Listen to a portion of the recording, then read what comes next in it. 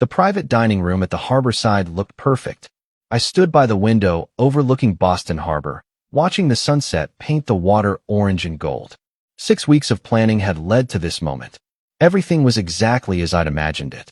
The peonies I'd tracked down sat in crystal vases on every table. Out of season and expensive, but they were Claire's favorite. The menu featured all her preferred dishes. 24 guests filled the room with laughter and conversation. Our families, close friends, and the people from her social circle she always talked about. I'd handled every detail myself. Found this private room with the harbor view. Coordinated with the restaurant. Created custom menu cards with our engagement photo. Sent invitations. Managed RSVPs. Paid for everything. Claire was radiant. She moved through the room in her emerald dress, the one I'd suggested she wear because it brought out her eyes. Her laugh carried over the conversations.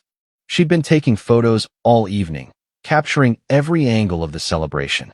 Dinner had gone perfectly. The food was excellent. The wine flowed. People kept complimenting the evening. Claire accepted each compliment with gracious smiles, never mentioning who'd planned it all. I didn't mind. I wasn't doing this for recognition. I was doing it because I loved her. Because 7 years of marriage deserved something special. Dessert arrived. Chocolate torte with raspberry sauce. Another one of her favorites. Claire stood, champagne glass in hand, looking surprised and delighted. "I have to say something," she announced. The room quieted. "This has been the most incredible evening." I smiled from my seat. Pride swelled in my chest. I pulled it off. "I'm so grateful," she continued. "And I have to thank some very important people." She raised her glass slightly. "Mom and Dad, for always believing in me. For supporting every dream I've ever had." Her parents beamed. Her father raised his glass. "My sister Jessica, for being my rock. For always telling me the truth, even when I don't want to hear it." Jessica wiped her eyes. They hugged across the table. "Rachel," Claire turned to her best friend. "For knowing me better than anyone. For 13 years of friendship through everything." Rachel smiled, but glanced at me quickly. Something flickered in her expression. "My yoga instructor Lisa, for keeping me centered and grounded." Wait, her yoga instructor? "My book club, for intellectual stimulation and amazing conversations." I shifted in my seat. "My photography mentor James, for nurturing my artistic soul and helping me see the world differently." My champagne glass sat untouched on the table. "I'm so grateful for everyone who matters in my life." Claire's voice grew emotional. "Everyone who's helped me become who I am today. Who sees me, who supports me, who makes my life meaningful." She raised her glass high. "To the people who matter." "To the people who matter," the room echoed. Everyone drank. Except me. And several others who glanced my way uncomfortably. She never said my name. I replayed the toast in my head. Her parents. Her sister. Rachel. Her yoga instructor. Her book club. Her photography mentor. Everyone who matters in her life. She never mentioned me. Not once. I organized this entire evening. Spent 6 weeks planning every detail. Paid for all of it. And I didn't make the list of people who matter. Her yoga instructor did. But her husband didn't. The realization settled over me like cold water. This wasn't an oversight. This wasn't nervousness making her forget. This was the truth. This was how she actually saw her life. And I wasn't in it. Not in any way that mattered to her. Rachel appeared beside me as the applause died down. "That was something," she said quietly. "It was honest," I replied. "Are you okay?" I looked at her. Really looked at her. Rachel had kind eyes. Concerned eyes. She'd noticed what Claire hadn't even thought about. "I'm perfect," I said. "Clear, actually." "David, You were going to say rough night?" She paused. "Yeah, actually. Last one, actually." Rachel's eyes widened. She understood immediately. I could see it in her face. She knew what I meant. And she didn't try to talk me out of it. "Good for you," she said softly. Claire was making rounds now, accepting congratulations. Taking selfies with guests. Posting to Instagram. I watched her laugh and pose and perform. She never once looked my way. I excused myself and stepped onto the restaurant's balcony. The cool September air felt good on my face. The harbor stretched out below, dark water reflecting city lights. The door opened behind me. "Rachel, you're really doing this?" she asked. "She just told me exactly where I stand," I said. "In front of 24 witnesses." "I'm sorry. Don't be. I needed to hear it." Inside, Claire was still glowing. Still the center of attention. still completely unaware that her marriage had just ended. The party wound down around 9. Guests began leaving, thanking me for a wonderful evening. I helped people with coats and coordinated ride shares. Claire's mother hugged me. You're too good to her, you know that? I'm beginning to realize exactly how good I've been, I said. She paused, hearing something in my tone. But she didn't ask. Claire's father shook my hand. Hell of a party you put together, son. Thank you, Robert. I'm glad she enjoyed it. That toast was, well, you know Claire. Center of her own universe. I do know, I said. Clearly. By 9:30, only a handful of guests remained. Claire was still taking photos. Still posting to social media. I saw her caption, celebrating 7 years with everyone I love. I was in the photo. She didn't tag me. My brother approached. You ready to go? Actually, yes. I'll meet you at your place. Claire overheard. She walked over, slightly tipsy from champagne. What? We came together. You can get a ride from one of the everyone who matters, I said. She laughed nervously. Very funny, honey.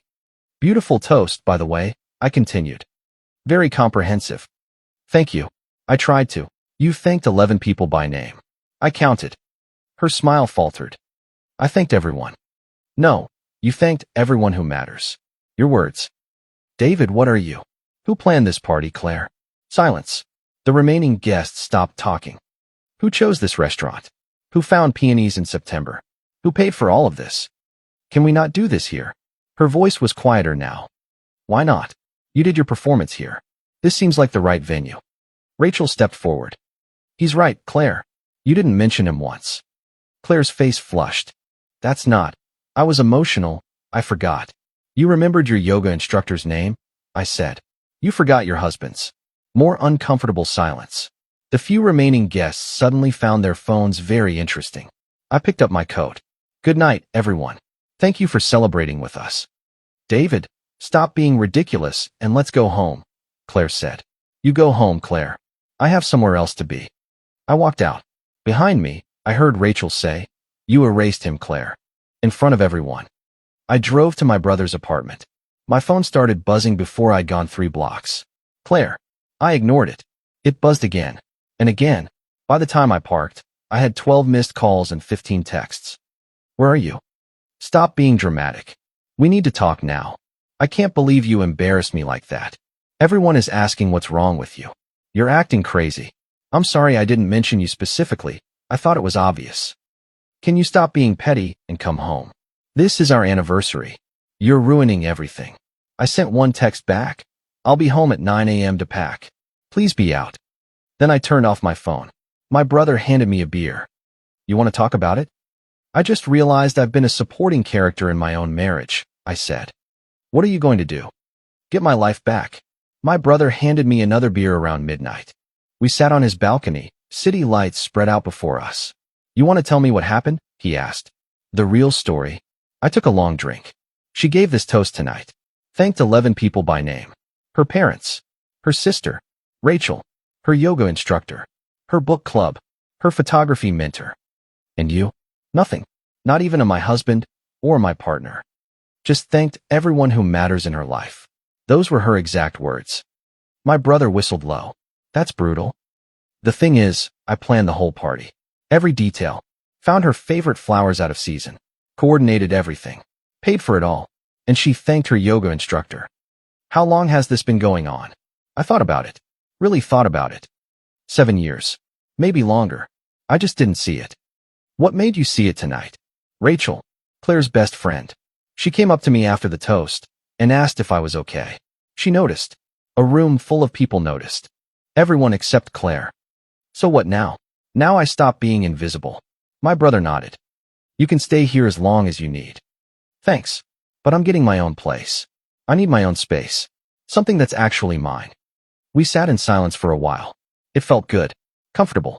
No need to fill the quiet with meaningless words. You know what the worst part is? I said finally. What?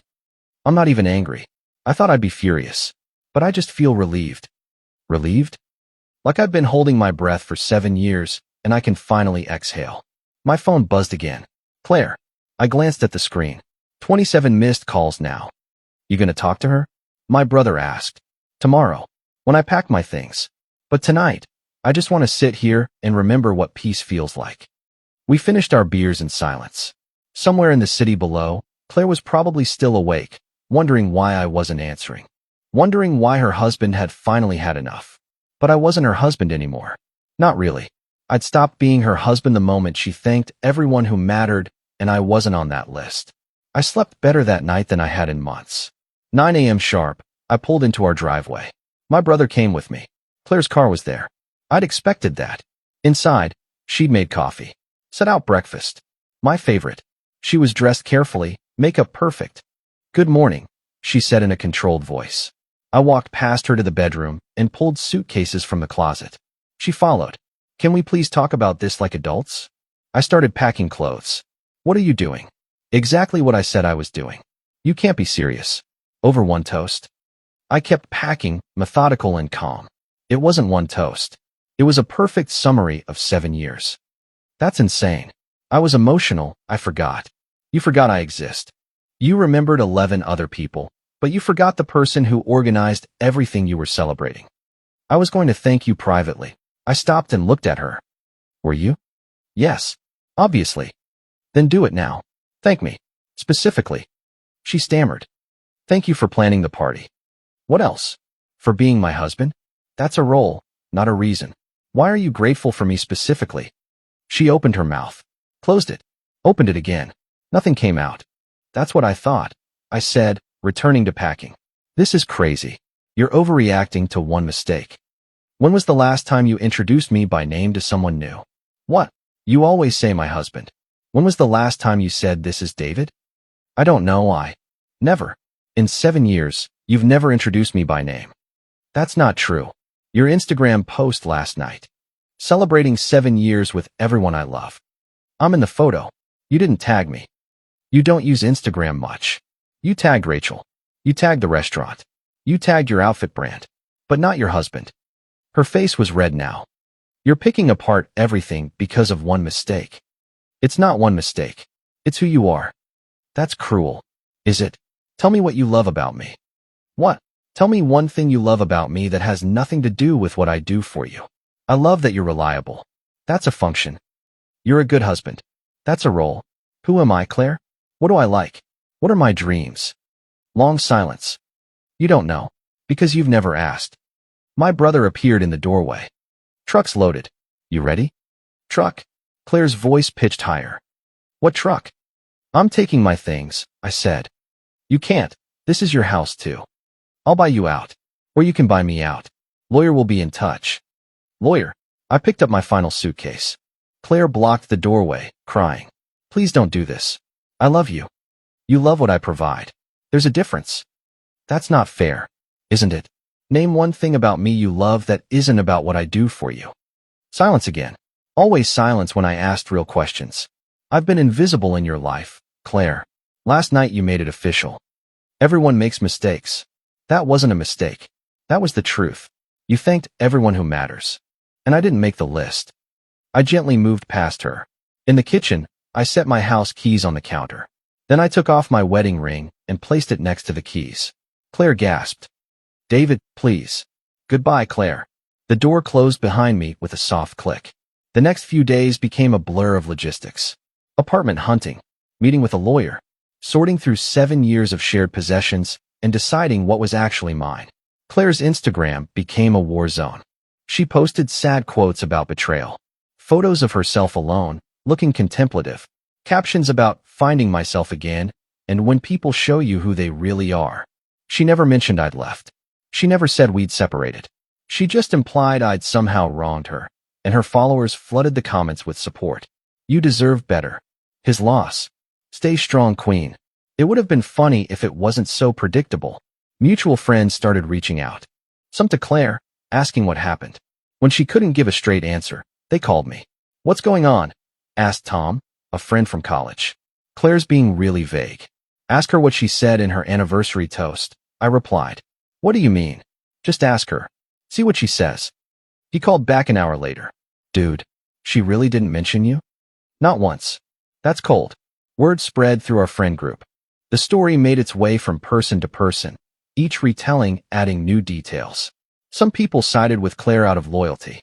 But most, once they heard the full story, understood. My phone buzzed constantly. Texts from people I hadn't talked to in years. Heard about what happened. You okay? Always thought she took you for granted. About time you stood up for yourself. Claire started telling people I was having an affair. With Rachel, specifically. Rachel called me, frustrated. She's telling everyone we're together, Rachel said. That I stole you from her. Are you surprised? No. But it's annoying. Let her. The truth will come out. You're calmer than I expected. I'm free, Rachel. That's better than being right. 2 days later, Claire ambushed me in my brother's guest room when the doorbell rang. Rachel stood on the doorstep. Is David here? Claire's been calling me nonstop. My brother let her in. I came out of the guest room. She wants me to convince you to come back, Rachel said. What did you tell her? That she should have thought of that before the toast. Rachel sat down on the couch. Can I be honest with you? Please. I've been watching her treat you like furniture for years. I didn't say anything because it wasn't my place, but that toast was the worst thing I've ever seen. And I've seen a lot, including my own divorce. She says I'm overreacting. You're underreacting. You should have left years ago. Pounding on the door. Claire's voice. I know you're in there. David. Rachel. My brother looked at me. Should I call the cops? Let her in. This might as well happen. Claire burst through the door. She looked terrible. Hair uncombed, eyes red, wearing sweatpants.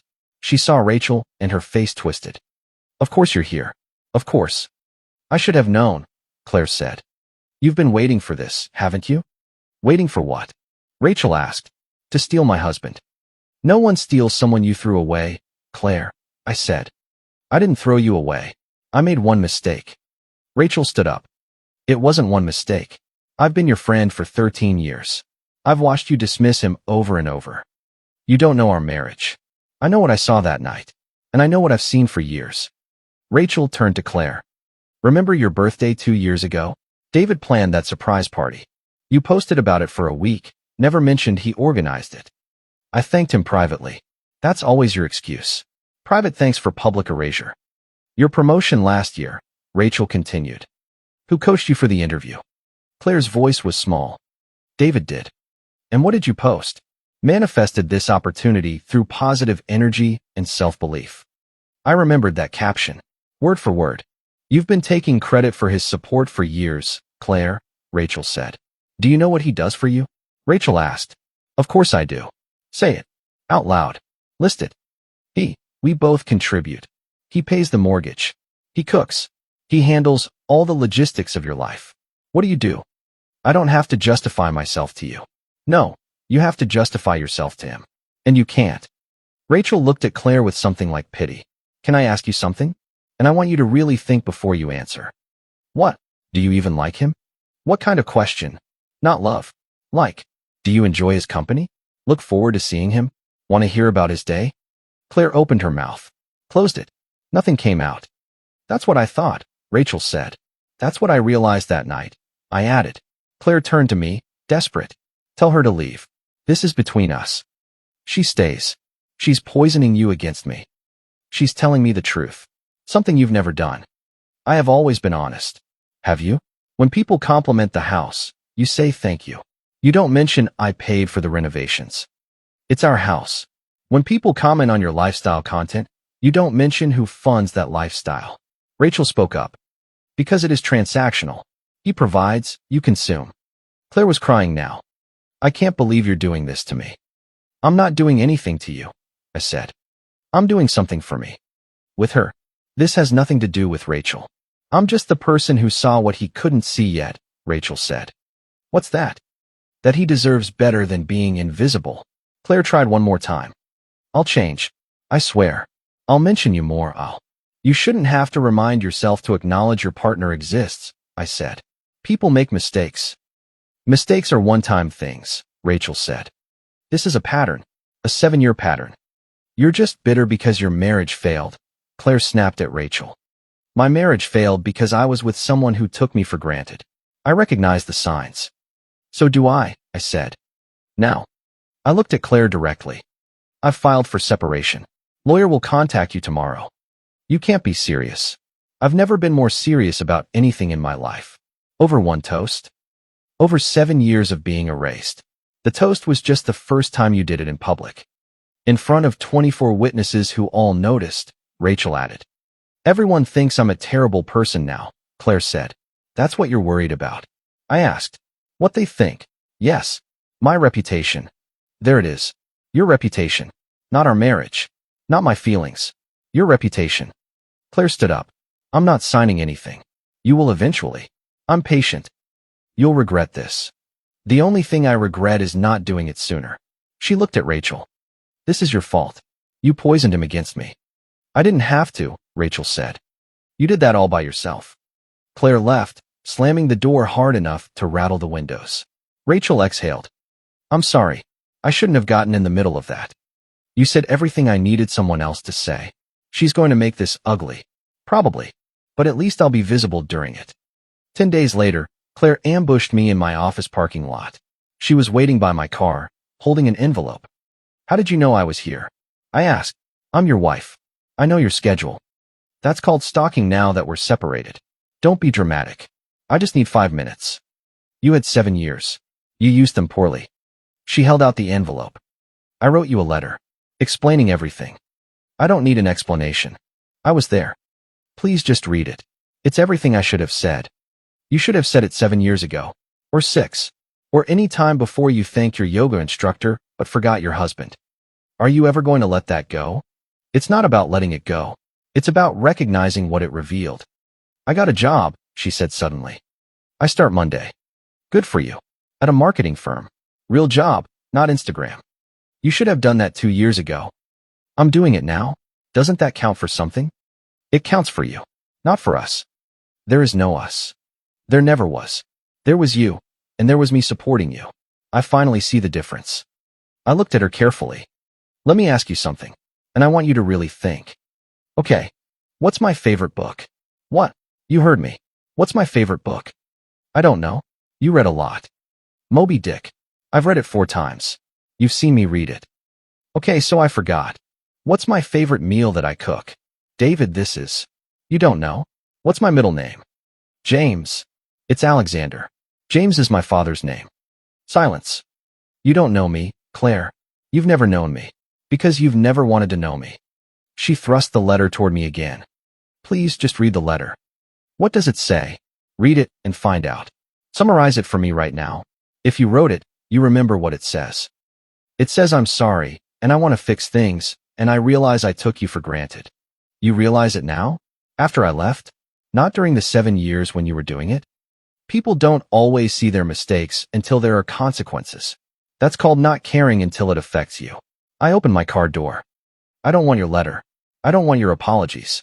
I don't want your sudden self-awareness now that you're alone. What do you want? To be visible. To be valued. To be seen. I see you. No, you see someone who makes your life work. That's not the same thing. I can change. You already said that. Actions matter, not promises. Then give me a chance to show you. You had 7 years of chances. You spent every one of them making me disappear. I got in my car.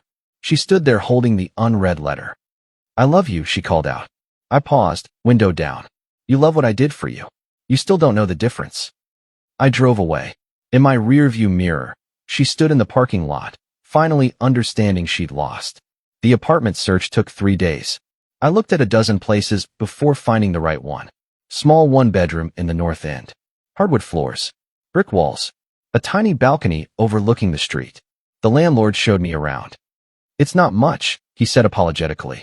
It's perfect, I replied. It was mine. That made it perfect. I signed the lease that afternoon. Moving in was surprisingly easy. I didn't have much. Most of what filled our house was hers. Her furniture. Her decorations. Her vision of what our life should look like. I bought a bed. A couch. A small table. Essentials. Everything else could wait. Rachel came by the second day, carrying a box. Housewarming gift, she said. Inside was a coffee maker, some mugs, and a copy of Moby Dick. I already have Moby Dick, I said, smiling. I know, but this one's a first edition. Found it at a used bookstore. Thought you'd appreciate it. I turned the book over in my hands. The spine was cracked. Pages were yellowed. Someone had loved this book before me. This is perfect. Thank you. You settling in okay? Better than okay. This place is quiet. Peaceful. Nobody telling me how to arrange the furniture or what color the walls should be. That good, huh? You have no idea. We had coffee on my balcony. Watch people walk by below. No agenda. No performance. Just two people enjoying the afternoon. Can I ask you something? Rachel said. Sure. Do you regret it? Any of it? Getting married? Staying as long as you did? I thought about it. No. Because I tried. I gave it everything I had. When it ends, I'll know I did everything I could. The failure wasn't mine. That's a healthy way to look at it. I'm learning. She left an hour later. I unpacked boxes the rest of the afternoon. Found things I'd forgotten I owned. Books I'd wanted to read, but never had time for. A guitar I'd stopped playing years ago. Hiking boots that hadn't seen a trail since before the wedding.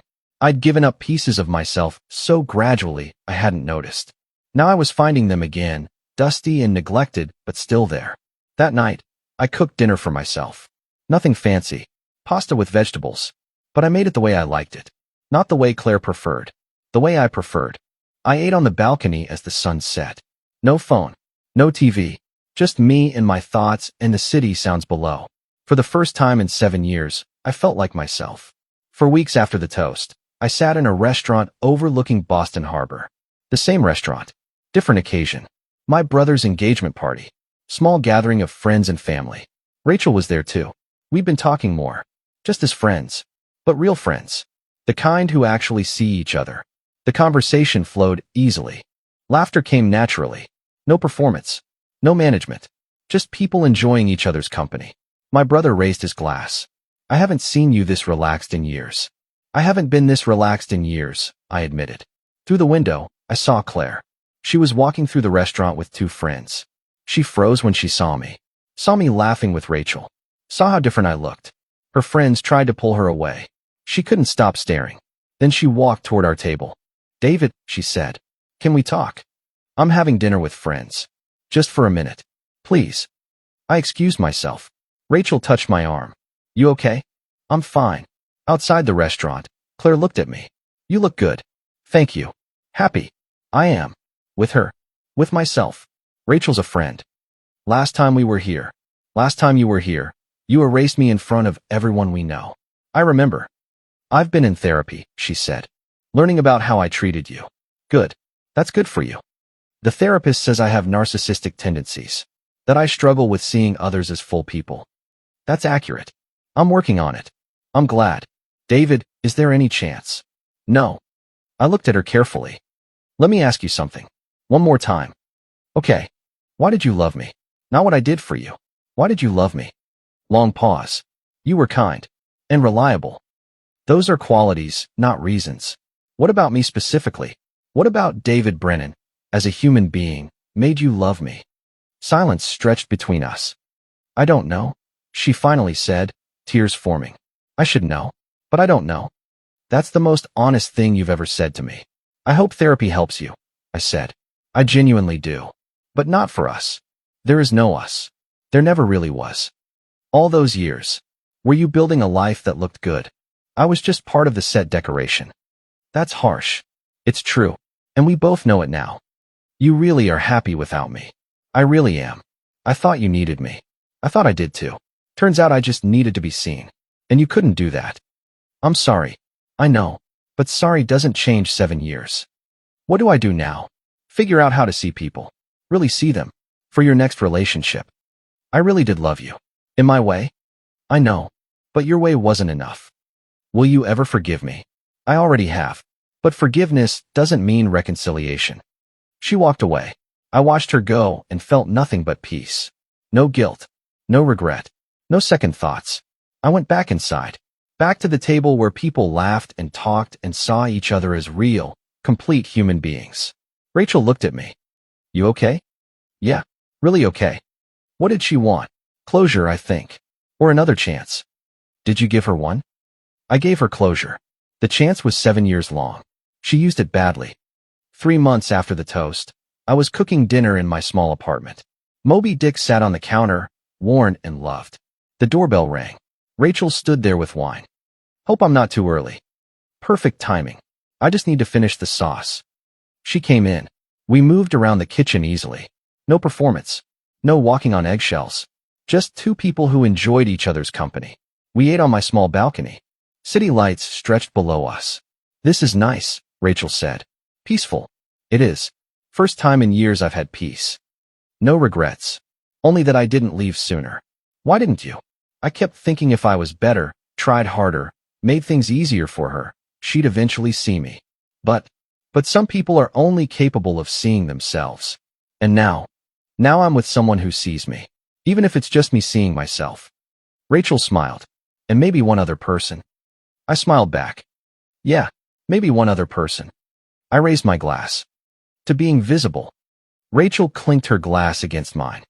To being valued. We drank. The city hummed below. No audience. No performance. No need to prove anything. Just presence. Just peace. Just finally being seen. The keys I'd left on the counter that morning stayed there. The ring beside them caught the morning light one last time before Claire finally picked them up. By then, my closet was empty. My things were gone. And I was exactly where I needed to be. Somewhere I mattered. Dear listeners, that's our ending. If it resonated, subscribe to support the channel. See you next time.